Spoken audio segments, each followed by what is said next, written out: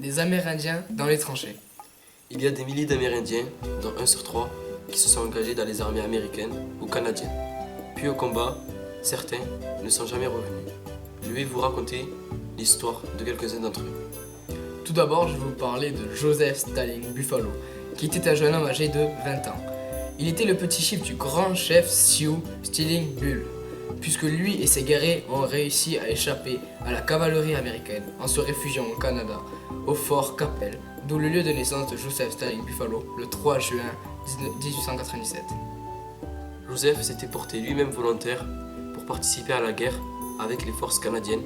Il arrive donc au front le 23 août 1918 avant d'être transféré au 78e batailleur le 4 septembre.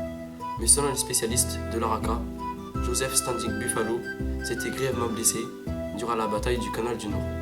Il est donc décédé quelques heures plus tard, dans la nuit du 29 septembre 1918. Je vais également vous raconter l'histoire de Tom Longford, qui fut un combattant et un coureur de légende. Il s'était engagé à presque 30 ans. Cet homme était un athlète professionnel. Il était champion du monde de course de fond, en remportant le marathon de Boston en 1907. Nous avons donc un marathonien au front. Il a eu 24 blessures par balle au combat. Il est mort en 1949 à l'âge de 62 ans. Pour finir, je vais vous parler d'une femme infirmière s'appelant Edith Anderson, qui est née en 1890 au sud de l'Ontario. Diplômée en 1914, elle rejoint le corps infirmier de la force expéditionnaire américaine. Elle est affectée en 1917 à Vittel, à l'hôpital de la base américaine Buffalo.